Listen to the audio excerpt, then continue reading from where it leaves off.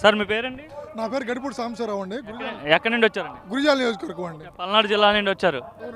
ఎలా ఉంది ఈ మహానాడు ఏర్పాట్లు కావచ్చు, ఈ ప్రాంగణం చూస్తే ఏమనిపిస్తుంది అసలు? బ్రహ్మాండంగా ఉందండి. కనీనిగని రీతిలో ఎప్పుడూ చూడని విధంగా అన్ని ఏర్పాట్లు బ్రహ్మాండంగా ఉన్నాయండి. గత సంవత్సరం నుంచి టీడీపీ మరియు మహాకూటమి చేసిన అభివృద్ధి ఏ విధంగా ఉన్నది ఎవరికి ఎక్స్ప్లెయిన్ చేస్తున్నారండి. అంటే ఇంతకుముందు ఎప్పుడైనా మహానాడుకి వెళ్ళారా మీరు? గతంలో కూడా వెళ్ళామండి. వాటికి వీటికి తేడా ఏంటంటారు?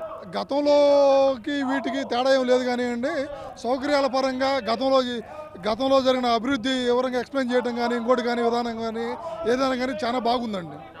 అవునండి. ఎలా ఉంది ఈ ఏడాది పాలన చూసారు కదా, ఏమనిపిస్తుంది?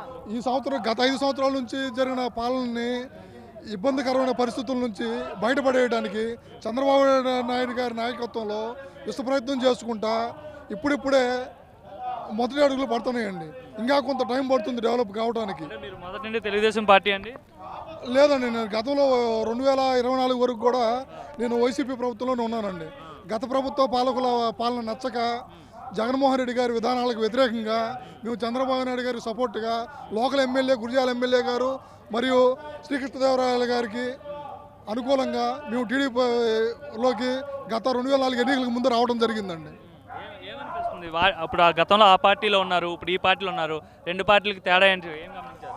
గతంలో జరిగిన అన్యాయాలకి ఇసుక దోపిడీ అయితేనేమి, మద్యం కుంభకోణం అయితేనేమి, రోడ్లు సరిగ్గా వేయకపోవడం అయితేనేమి, రకరకాల డెవలప్మెంట్ పట్టించుకోకపోవడం అయితేనేమి, అమరావతిని పక్కన పడేయటం అయితేనేమి, ఏ విధమైన రకరకాల సమస్యల వల్ల రాష్ట్ర అభివృద్ధి కుంటుపడిందండి. అంటే ఒక పార్టీ అంటే ప్రభుత్వ విధి విధానాలు వదిలేయండి, ఒక పార్టీ పరంగా చూసుకుంటే ఒక కార్యకర్తకు అండగా ఏ పార్టీ ఉంటుంది? వైసీపీ ఉంటుందా లేదంటే టీడీపీ ఉంటుందా ఒక కార్యకర్తకు అండగా? పార్టీ కార్యకర్తగా టీడీపీకి ఎప్పుడూ అండగా ఉంటుందండి.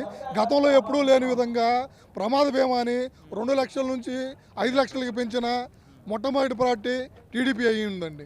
ఏంటి మరి కడప అంటే మరి మీ మాజీ పార్టీ ఏదైతే మీ వైసీపీ పార్టీ అధినేత జగన్మోహన్ రెడ్డి అడ్డా అని చెప్తుంటారు కదా, మరి అటువంటి అడ్డాలో ఈరోజు మహానాడు చూస్తుంటే ఏమనిపిస్తుంది?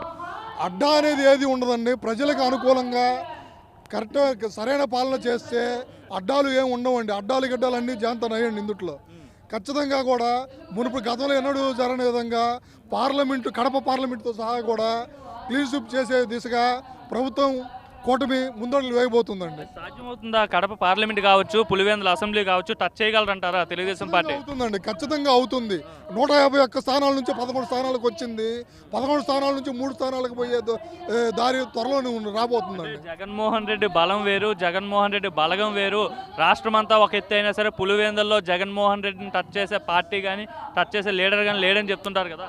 అటువంటిది ఏం లేదండి. సామాన్య ప్రజలు అందరూ కూడా అర్థం చేసుకుంటున్నారండి. ఎవరు ఏ విధంగా పరిపాలిస్తున్నారు, ఎవరు ఏ విధంగా ఆలోచన చేస్తున్నారు, వాళ్ళ విధానం ఎట్లా ఉంది, ప్రజలకు సేవ చేయడానికి వస్తున్నారా, సొంతగా సంపాదించుకోవడానికి వస్తున్నారా, ఒక వర్గానికే కొమ్ముగేయడానికి వస్తున్నారా, లేదా రాష్ట్రం మొత్తం బాగుపడడానికి ప్రయత్నం చేస్తున్నారా, ఈ విధంగా ప్రజలందరూ అర్థం చేసుకుంటున్నారండి. తెలుగుదేశం పార్టీ ఒక కమ్యూనిటీకి సంబంధించిన పార్టీ, వైసీపీ ఏమో బీసీల పార్టీ, ఎస్టీల పార్టీ అని చెప్తుంటారు కదా.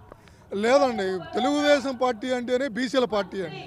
తెలుగుదేశం పార్టీ అంటేనే ఎస్సీల పార్టీ అండి. తెలుగుదేశం పార్టీ అంటేనే ఎస్టీల పార్టీ అండి.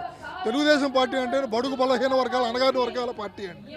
అందువల్ల ఏ వర్గానికి ఒకే వర్గానికి కొమ్ము కాస్తుంది తెలుగుదేశం కొమ్ము కారికి అభివృద్ధికి కొమ్ము కాస్తుందండి.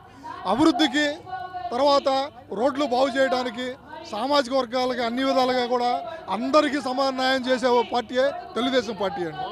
ఏడాది పాలనలో అభివృద్ధి కావచ్చు, రోడ్లు కావచ్చు, అన్ని పనులు జరుగుతున్నాయి అంటారా? 80% 90% జరుగుతున్నాయండి. ఇప్పుడిప్పుడే గత 5 సంవత్సరాల నుంచి కుంటుపడిన ఆరోగ్య వ్యవస్థని గాడిలో పెట్టి ఇప్పుడిప్పుడే కొంచెం టైం తీసుకుని గాడిలో పడుతుందండి. రాబోయే గత 4 సంవత్సరాల్లో కూడా పూర్తిగా గతంలో కనీవినడి ఎరగని ఎన్ని విధాలుగా కూడా శుభ్రంగా బాగు చేసి మళ్ళా 2029 కూటమిలో ఈ 11 సీట్లు కూడా రాకుండా చేసే పరిస్థితి ఖచ్చితంగా ఉత్పన్నం అవుతుందండి. లోకేష్ గారికి బాధ్యతలు ఇస్తా అని చెప్తున్నారు. ఒకవేళ బాధ్యతలు ఇస్తే లోకేష్ గారి పార్టీని ఇంత సక్సెస్ఫుల్గా నడపగలుగుతారా? ఆల్రెడీ అఫీషియల్గా బాధ్యత తీసుకోకపోయినా 2024 ఎలక్షన్లోనే లోకేష్ గారి బాధ్యత తీసుకొని యుగలం పాదయాత్ర చేపట్టి ఎన్నో వేల కిలోమీటర్లు ప్రయాణించి నడిచి అన్ని విధాలుగా కూడా ఆ రోజునే మేము అన్అఫీషియల్గా అనౌన్స్ చేశారండి. ఈ అన్అఫీషియల్గా అనౌన్స్ చేసినా చేయకపోయినా లోకేష్ గారి నాయకత్వం 2024 ఎలక్షన్లోనే నిరూపించబడ్డదండి.